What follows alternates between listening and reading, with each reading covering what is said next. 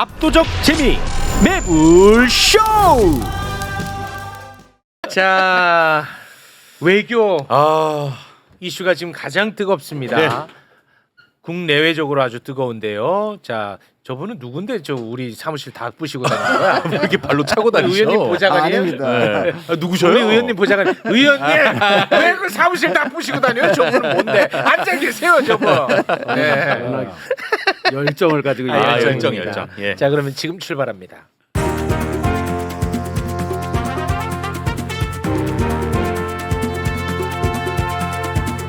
세계로 뻗을래요. 자, 외교 전문가 세 분을 저희가 모셨습니다. 김준영 의원님 함께합니다. 어서 오십시오. 안녕하십니까. 네, 반갑습니다. 고맙습니다. 자, 그리고 홍기원 의원님 함께합니다. 박수로 모십니다. 네, 안녕하세요. 네, 안녕하세요. 오랜만입니다. 오랜만에 고맙습니다. 자, 그리고 외교 안보 전문가죠. 예. 김종대 의원님 어서 오십시오. 예, 외교 발라버려. 네. 왜 또 저거 필요해요 또? 아, 이거 뻐근해. 이제 금요일만 하세요. 힘들어. 알겠습니다. 하나 또 챙겨드립니다. 예, 예. 네, 고맙습니다. 자, 이재명 대통령이 G7 정상회의에 참석하기 위해서 네. 캐나다로 떠났고 도착을 했어요. 예, 도착과 동시에 이제 남아공 대통령, 호주 총리 회담 가졌다는 소식만 제가 접하고 방송에 이제 들어왔는데 예. 뭐 세 분 다 관점이 다 다를 거라고 보는데요. 어떻게 보고 계십니까? 어떤 점을 왜 주목하세요? 다를 거라고? 아니 그 전제- 주목하는 부분이 다 다를 수 있으니까 네. 주목하는 예, 부분. 예. 저는 뭐 처음부터 가는 것 자체가 성과라고 계속 네. 말씀을 그렇죠. 무조건 가야 된다. 네. 그리고 지난주에도 말씀을 드렸듯이 나토하고는 성격이 완전히 다르고 네. 그리고 이번에는 캐나다가 잘 뭔가 연극을 만들듯이 한편의 드라마를 만들듯이 저는 만들었다고 생각하거든요. 그 설명을 좀 해주세요. 왜냐하면 캐나다가 저기 호스트잖아요. 네. 개최국입니다.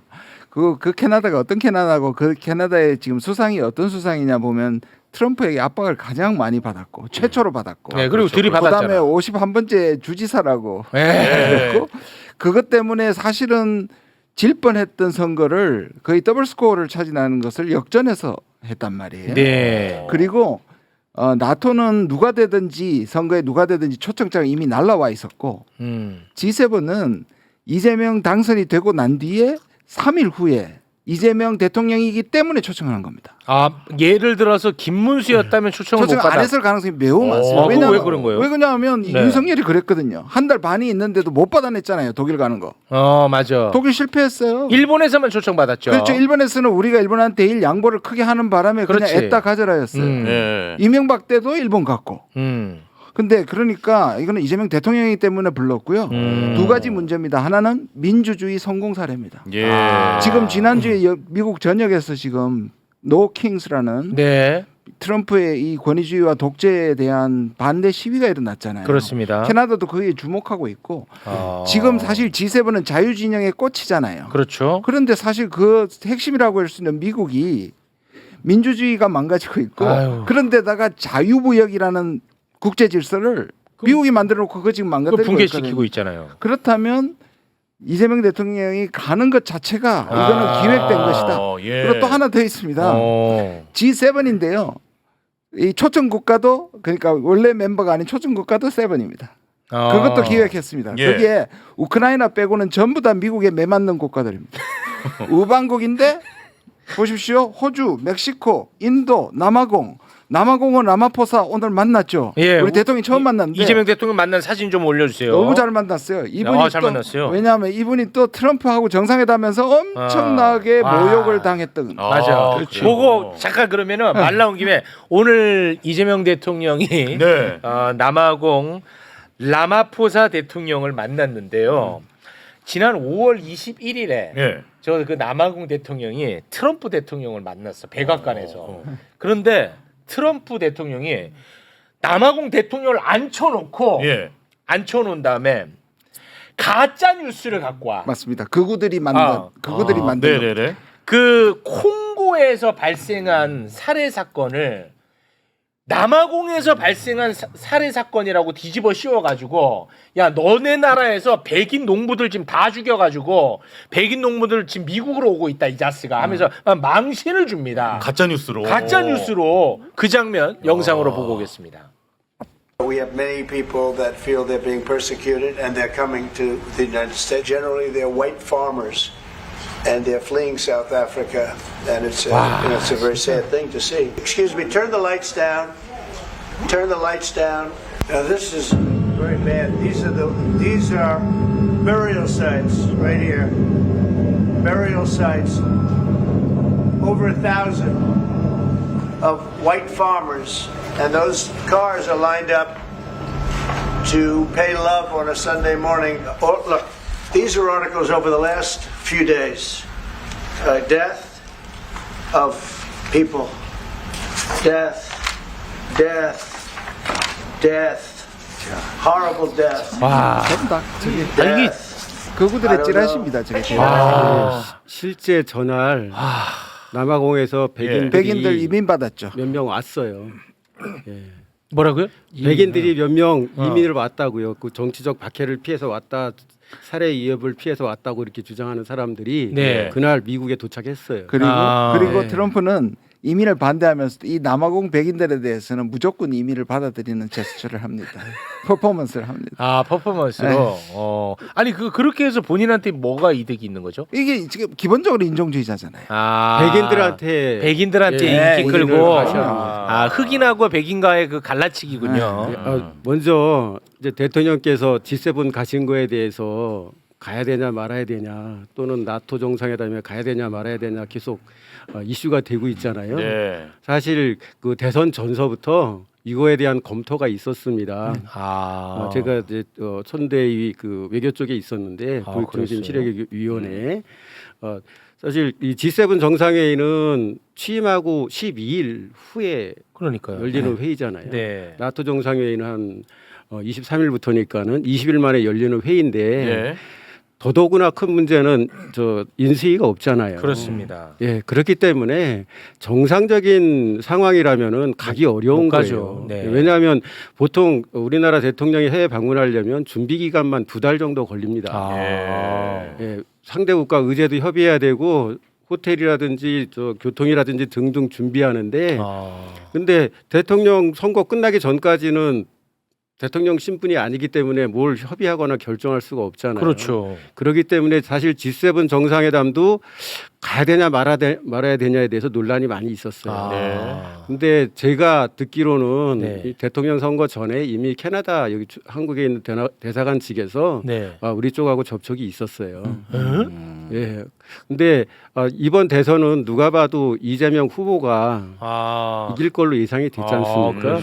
그리고 우리 김준영 의원이 말씀하신 대로 이재명 후보의 승리는 대한민국 민주주의의 복원력을 보여주는 그런 측면이 있기 때문에 그건 맞죠. 아마 주최 측인 캐나다 측에서 대선이 끝나지는 않았지만 이재명 후보가 승리할 걸로 예상을 하고 미리 좀 언지를 주지 않았느냐 그런 생각이고요. 사실 이제 나토 정상회담이 가느냐 마느냐 지금 굉장히 또 이슈가 되고 있는데 나토 정상적으로 하면 가시면 안 돼요. 가실 수가 없어요. 왜냐하면 지금 캐나다가 계시잖아요. 이제 오늘까지 이제 현지 시간으로 17일 날까지 정상회담 일정 소화하고 귀국하면은 또 네덜란드에서 열리는 나토 회담에 가기 위해서는 며칠 만에 또 나가셔야 돼요. 근데 취임한 지 아직 한 달도 안 됐어요. 한 달이 뭡니까? 보름도 안 됐는데 지금 뭐 강요 인선도 하나도 안 돼 있고 또 국정 챙길 일이 얼마나 많은데 또 그 먼 네덜란드까지 가서 며칠간 그렇게 시간을 써야 되잖아요. 그런 거 생각하면 사실은 가시는 게 오히려 좀 이상한 겁니다. 그리고 우리가 나토 회원도 아니잖아요. 에이펙 정상회담이다, 뭐 아셈 정상회담이다. 그럼 우리가 회원이니까는 뭐 최대한 가야 되지만 G7도 그렇고 나토도 그렇고 우리가 회원국이 아니거든요. G7은 그러니까 윤석열만 갔던 거죠. G7은 나토는 우리가 플러스 이제 들어갈 가능성이 있기 때문에 또 예. 서방을 대표하는 정상회담이기 때문에 좀 더 비중을 줄 수 있지만 네.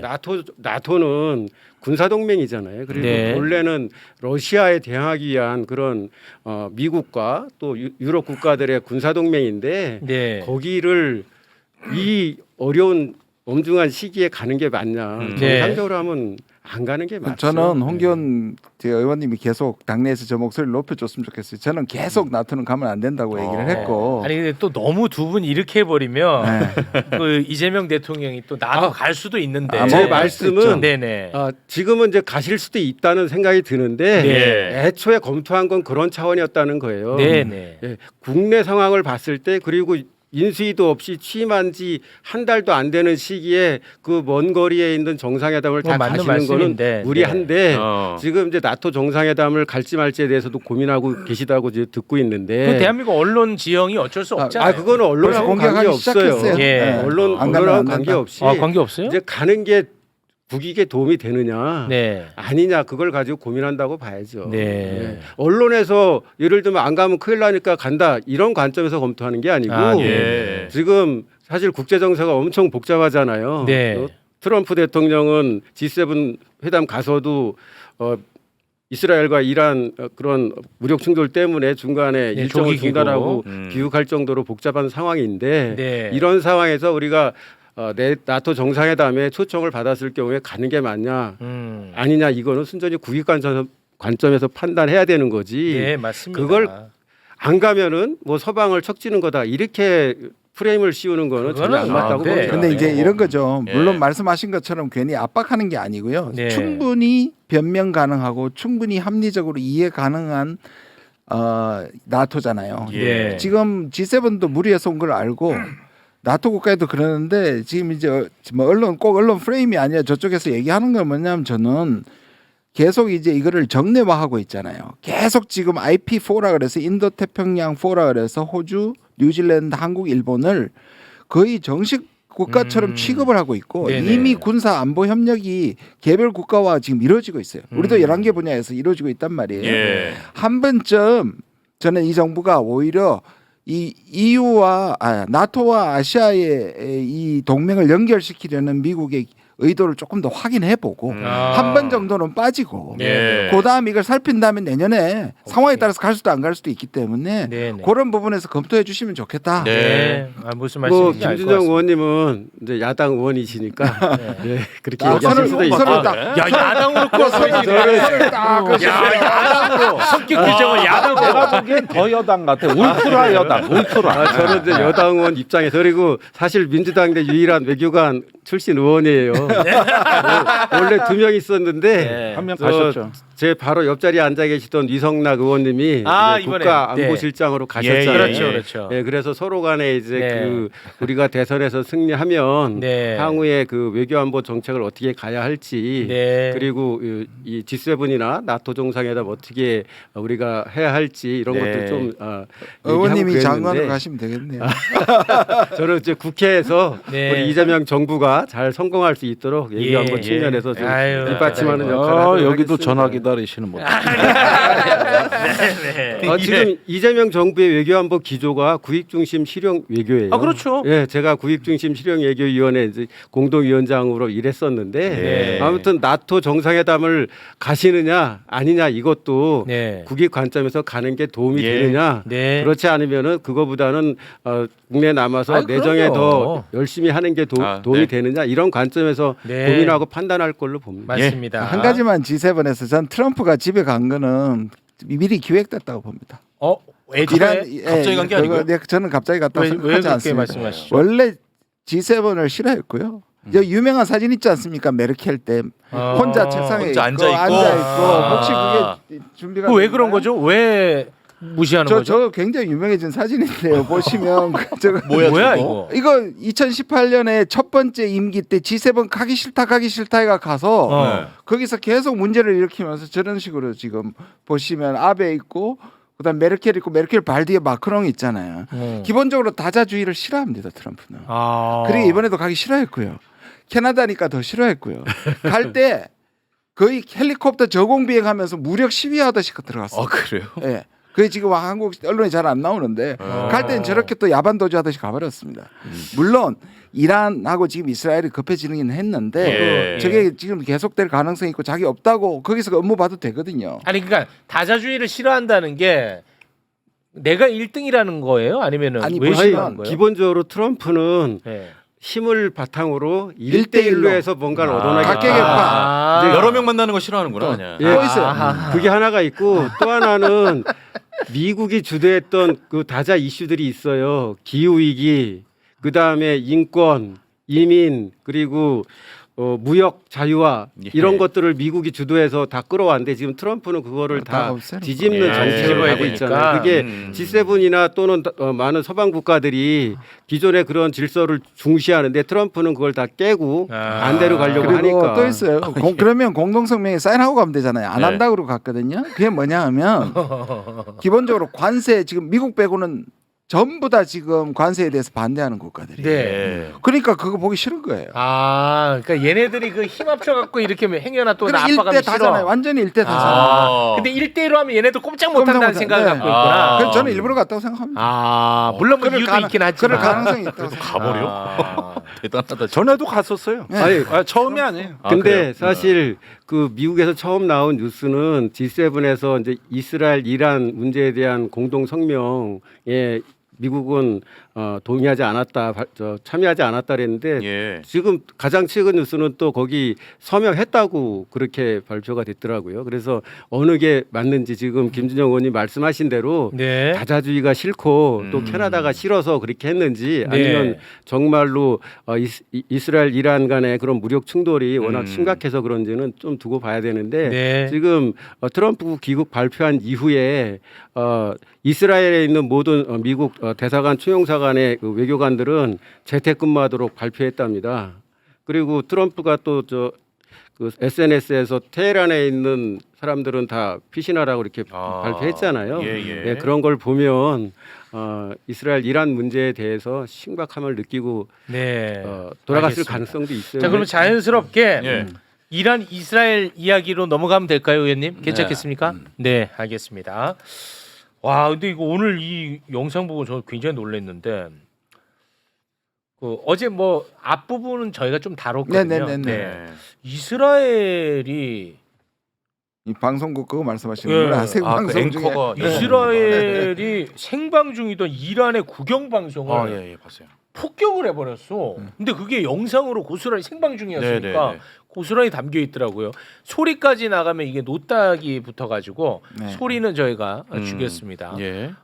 굉장히 끔찍한데 함께 보고 오겠습니다.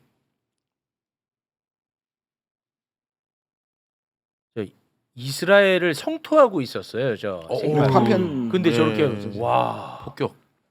소리는 또 엄청 크더라고요. 어우. 와, 그러니까 이란 입장은 지금 굉장히 또 난감할 거 네, 아니겠습니까? 그렇겠죠. 그래서 그런지 뭐 다급하게 삼국을 통해서 이란이 미국하고 이스라엘에게 휴전을 원한다. 네. 뭐 이런 의사를 보냈다라는 보도도 있긴 하더라고요. 아, 근데 그 그게 보도는- 사실인지 모르겠더라고요. 그 보도는 굉장히 의심해서 봐야 되는 게 전혀 상반된 기사도 나오고 있어요. 아, 그렇습니까? 핵을 포기할 의사가 없다는 기사도 또 나오고 어. 이란 외교관들이 개인 의견을 외국에서 낸 거를 막 받아쓰고 뭐 하고 있기 때문에 굉장히 조심해서 보셔야 되고요. 네. 지금 전반적인 상황을 좀 정리할 필요가 있겠습니다. 이게 제가 제일 궁금해하는 게 전쟁 목적이 뭐냐는 거예요. 이거 저 공습을 한 목적이. 네타냐후의 이유, 목적. 예. 그런데 지금 보면은 어떤 핵 시설 제가 보니까 가장 중요한 시설은 아직 파괴 못했습니다. 원심 분리기가 14,000개 있는 나트란 쪽에는 파괴가 됐는데 네. 지하에 있는 건 아직 파괴가 안 됐어요. 포르도. 그러니까 이 부분은 아직 목표 달성이 안 된 거고 네. 다른 목적을 한번 살펴보면은 네. 어떤 이란의 사회 인프라의 신경과 동맥을 공격하는 어떤 거 저기 뭐야 핵심을 이제 타격하는 거. 예컨대 정유 시설, 가스전 뭐 이런 것들 있죠. 예. 예, 그다음에 방송 지금 보셨고, 그다음에 이제 정권 수뇌부에 대한 참수 작전 이런 것들이 같이 진행이 되고 있거든요. 그러면은 이 자체는 제가 보기에는 정권 교체 쪽에 무게를 두고 있는 거 아니냐. 예, 그래서 만약에 지상군이 들어가서 정권 교체를 안 해도 이 정도의 통제력을 상실한 정권이면은 내부 혼란으로 무너질 수도 있는 거 아니에요. 네. 이것도 정권 교체란 말이에요. 네네. 그래서 여기까지 저는 내다보고 지금 하고 있는 거기 때문에 이 공격은 이번에 그냥 전초전으로 끝나는 게 아니라 끝장으로 간다는 거죠. 수주간 더 계속될 가능성이 있다. 아. 물론 변수는 있지만 저는 정권 교체 쪽에 무게를 두고 있다고 보여지고 네. 작년에 그 예멘의 후티 반군, 레바논의 헤즈볼라, 가자지구, 또 요르단강 서안에 있는 그 웨스트뱅크의 이슬람 지하들을 다 공격했잖아요. 네. 이런 것들이 전부 종국적으로는 이란을 치기 위한 빌드업 과정이었다고 봅니다. 아, 그래요? 네. 이래서 이게 전반적으로 그 상황이 보면은 이제는 중동 질서 재편까지 네타냐후가 노리는 거 아닌가. 아. 저는 일단 이렇게 의심합니다. 그리고 그럼 상당히 엄청나게 큰 그림인데 네타냐후가 네. 야 이거 이제 트럼프는 어떤 마음인지도 궁금하시네요. 아니, 기본적으로요. 제가 볼 때는 그 이스라엘이 이란을 이렇게 대규모 공격한 가장 근본적인 기초 배경은 미국과 이란 간의 핵 협상을 방해하기 위한 것 또는 좌절시키기 위한 거라고 저는 보거든요. 네. 예전에 그 미국과 이란이 핵 협상 타결했을 때 이스라엘이 굉장히 반대를 했습니다. 그거는 이란의 핵무장 능력을 키워주는 거다 해가지고 그래서 네. 이번에 이스라엘이 이렇게 크게 공격하는 거는 그거를 좌절시키기 위한 게 좀 큰 것 같고 네. 또 하나는 네타냐후 개인의 문제가 있습니다. 예. 네타냐후는 사실 그 팔레스타인하고 이렇게 전쟁하기 전에 그 뇌물이나 또는 예. 사기나 배임 혐의로 부정부패.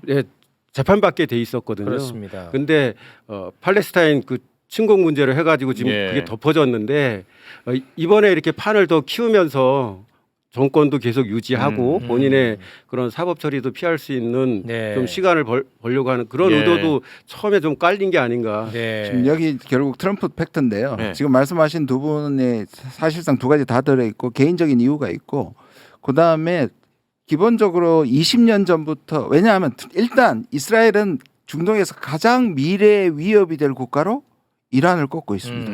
뭐 이념 문제도 그렇지만 이란은 일단 인구가 10배쯤 되고요. 거의 맹주국인데다가 그리고 중동에서 발견하기 힘든 제조업 능력도 있고요. 석유는 물론 세계 4위고 천연가스는 2위란 말이에요. 근데 예.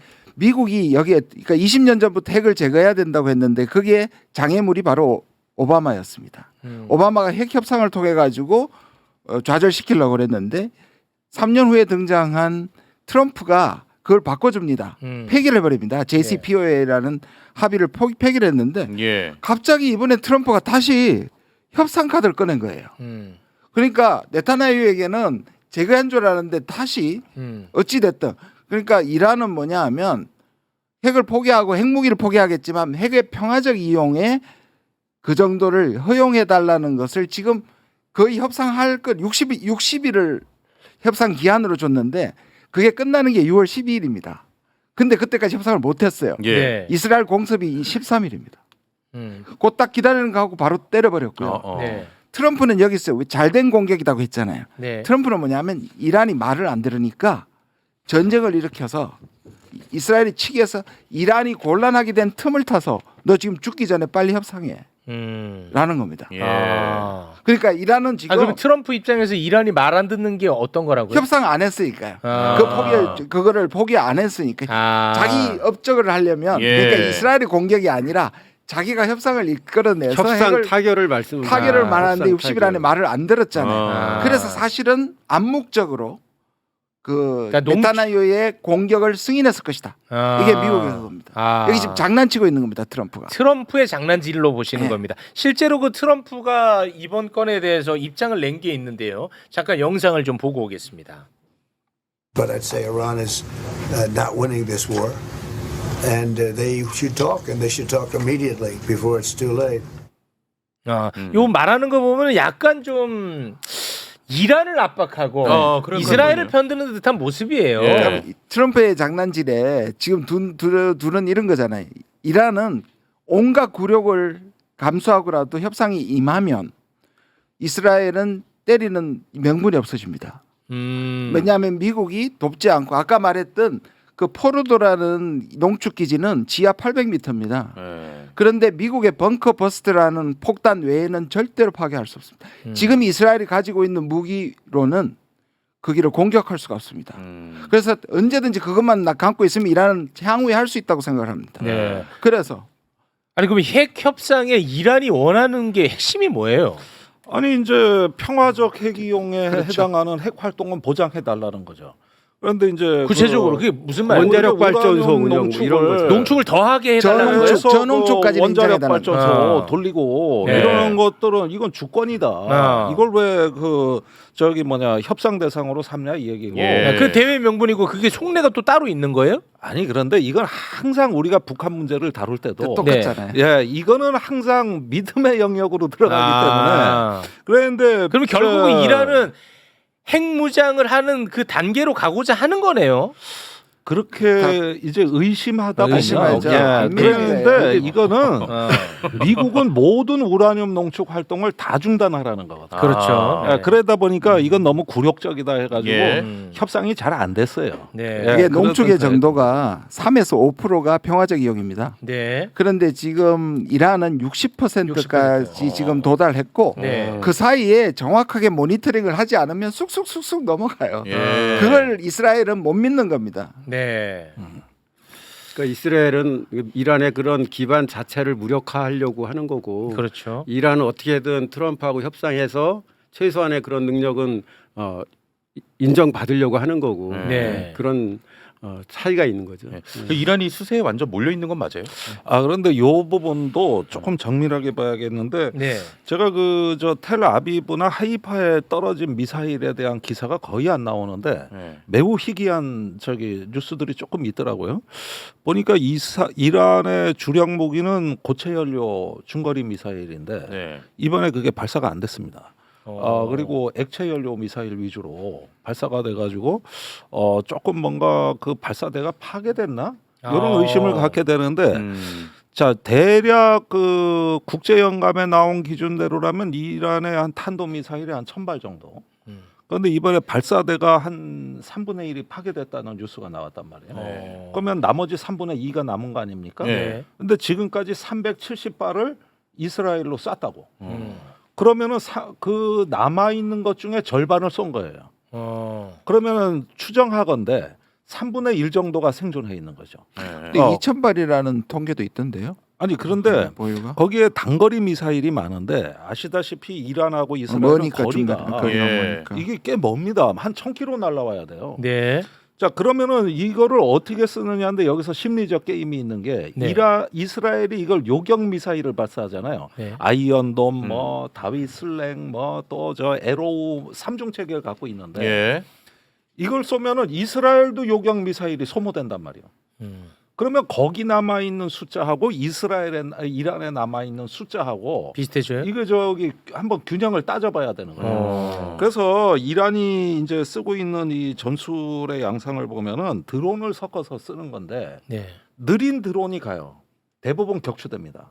그런데 이거는 격추 당하는 게 목적이에요. 목적인 아. 거죠. 저쪽 소비하게. 그러니까 느린 소비하게. 드론이 이렇게 해서 격추가 되고 나면 그 다음에 빠른 탄도 미사일이 제2격으로 대기를 해가지고 이걸 지금 섞어 쓰는 거를 그 하고 있고 그 다음에 저기 한 여기에서 드론을 한 지금 500대 정도 날려보냈다고. 예. 그러면 이스라엘에서 발표되는 건 대부분 요격했다.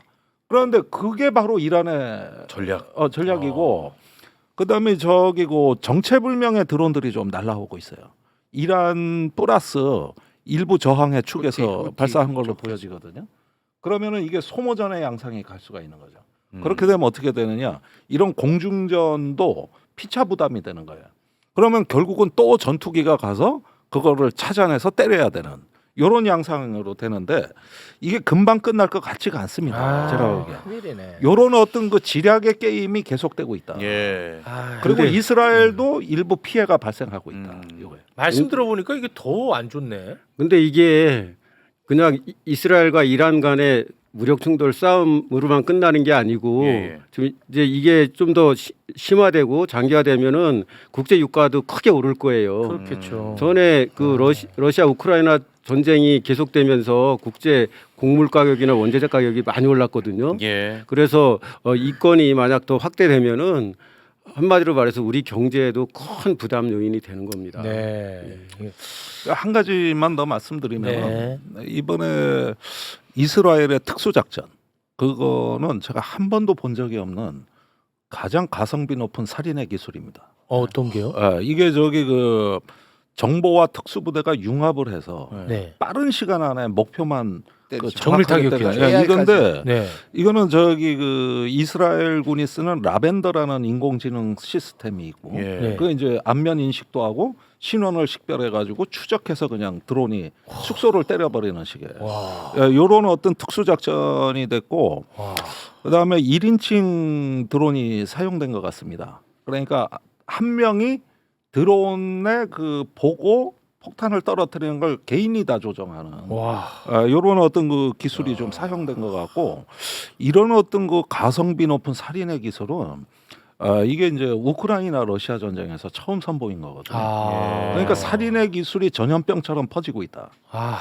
이런 것들이 어떻게 보면은 이런 전쟁을 더 촉진하는 그러네. 그 실제로 아주 하메네이, 지능화된 작전, 지능화돼 있다. 실제로 하메네이까지 제거를 하려는 걸 미국이 반대했다는 얘기가 있습니다. 아. 그 이란 최고 지도자까지 네. 제거를 하는 그래서 아까 말씀하신 것처럼 오히려 이스라엘은 전략의 방향을 바꿔서 아이고. 시민하고 이란 국민들하고 지도부하고 이래 서로 반복하게 해서 내부 소요가 일어나서 정권을 무너뜨리는 쪽으로 심리전을 하고 있습니다. 지금. 아니 근데 그 트럼프는 이란을 군사적으로 손볼 의지도 좀 있어요? 아니 아니, 전혀 없죠. 그런 건 트럼프가 자기가 파기했던 이란과의 핵 협정을 다시 체결하기 위해서 협상을 진행하고 있었잖아요.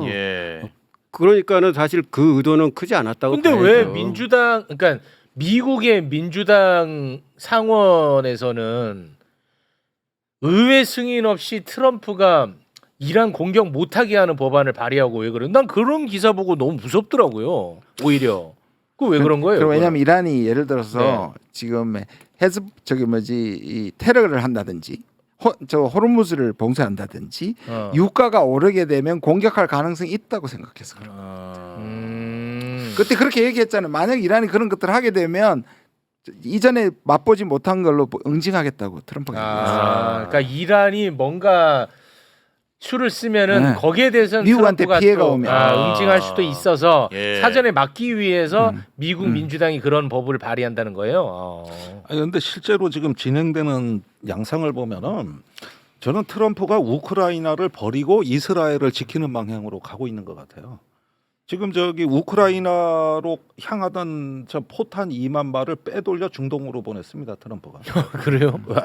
그러니까 지금은 이렇게 구축함도 보내고 이제 니미츠급 항공모함도 보낸다는 거 아니에요? 지중해 쪽으로? 그게 무섭더라고. 그래서 저기 그 저 이스라엘로 날라오는 미사일 방어도 해주겠다는 거예요. 그 무섭잖아요. 그러면은 이게 뭐가 되냐면은 이제 우크라이나는 진짜 미국의 여력이 없어지는 거예요. 그 여력을 이스라엘 지키는 데 쓰겠다는 그럼 거예요. 젤렌스키는 또 어떻게 되는 거야? 그러니까 제일 큰 피해자예요. 이 지금 이번에 젤렌스키가 트럼프가 캐나다에서 하루 일찍 귀국하면서 이제 우리가 정상회담을 못 하게 됐잖아요. 근데 젤렌스키하고 만나기로 원래 예정이 돼 있었는데 젤렌스키하고도 만남이 취소가 된 거예요. 그러니까는 젤렌스키는 트럼프 만나러 캐나다 카나다 스키스 거기까지 갔는데 트럼프가 낙동강 못 오리알이 만나는 됐어요. 그런 상황이 된 이런 건 거예요. 윤석열이가 좀 봐야 돼. 이런 뉴스는 얼마나 위험한지. 저는 가장 좋은 방법은 이란이 지금 트럼프의 손을 잡는 겁니다. 그러면 이 판도 변합니다. 판 그래요? 변합니까? 네. 그러면 트럼프가 모든 공을 차지하고 그렇습니까? 이란은 핵을 포기하는 방식으로 가는 거죠. 협상을 통해서. 그럼에도 불구하고 이스라엘이 그러면 이제 이스라엘 안 돕게 되는 거죠. 그렇습니까? 그럼 이스라엘도 여기서 멈출 수 있는 거예요? 그러니까 저는 이란이 굴욕을 참고 미래를 보고 여기서 그래. 숙여야 된다. 고 그래, 그렇게 가자. 이란 이제 그만해. 사실은 이스라엘은 너무 못된 짓을 한 거고요. 아니 그렇죠. 지금은 이란이 그냥 관두는 게 세계 평화를 위해서 좋습니다. 세계 평화를 그래요? 위해서 어쩔 수 없어. 자신들을 위해서도 좋습니다. 지금 이란은 별로 지금 옵션이 별로 없습니다. 수가 없구나. 이란 입장에서는 자기네가 핵 합의를 하겠다고 트럼프하고 협상을 하겠다고 지금 했습니다. 두 차례 했고 이제 세 차례 하려는 직전에 이스라엘이 친 거거든요. 그럼 만약에 이란이 진짜 그래 우리 자존심 다 버리고 우리 뭐 농축도 이제 안 한다. 이제 뭐 미국 시키는 대로 하겠다. 그럼 경제 제재 풀고 다 했어요. 그러면은 이제 핵 위협이 없으니까 이스라엘이 그때 또 치면 어떻게 해요? 그러니까요. 맞죠? 그렇죠. 거봐. 지금 에이. 그래서 이스라엘은 지금 이 시리아 없어졌죠. 중기한 헤즈볼라 약해졌죠. 그다음에 하마스 약해졌죠. 지금이야말로 이란을 아예 제거해버리는데 최고의 찬스라고 생각합니다. 이 우파 극우들은. 거봐. 아니 그러니까 아까 제가 전쟁의 목적을 자꾸 좀 고민이라 그랬는데 애시당초 이 이스라엘 공격은 미국하고 트럼프가 손잡는 거를 방해하고 그렇죠. 핵 협상을 좌절시키기 위해 공격한 겁니다. 네. 2023년에 하마스가 이스라엘 기습한 거 말입니다. 그것도 아브라함 협정에서 중동의 그 뭐 질서가 팔레스타인한테 불리하게 가니까 그걸 깨려고 한 거래요. 다 비슷해요. 현행 질서의 변혁을 가져오는 이러면서 자기의 위치 상실이 두려운 거죠. 네. 그러면은 트럼프하고 이란이 손을 잡으면 좋겠지만 저는 어차피 이 공격은 그걸 좌절시키기 위한 거니까 이란도 자기 자존심을 꺾어가면서 자기 정권 내놓을 각오로 그거 하겠냐. 이러면서 좀 비관적인 전망도 있는 거죠. 예. 참 어렵다. 자존심의 문제가 아니죠. 자존심의 문제가. 그러니까 아까 말씀하셨다시피 예를 들면 후세인이 모든 대량 상살 무기 없다는 거를 미국한테 수도 없이 많이 보여주고는 이라크가 멸망하고 후세인이 죽었잖아요. 리비아도 비슷하고 그러니까는 이란 정권 입장에서는 사실 이게 자존심 세우냐 마냐 이런 문제가 아니고 정말 어떻게 해야 국가를 보존하고 발전시키느냐 아니냐 이런 생존의 문제까지도 고민해야 되는 겁니다. 근데 결국은 이런 얘기를 다루다 보면 결국은 힘이야. 힘. 모든 게 다 힘이야. 결국은 보니까. 이 알겠습니다. 예. 네, 오늘은 여기에서 마무리를 짓도록 하겠습니다. 함께해 주신 세 분 대단히 고맙습니다. 감사합니다.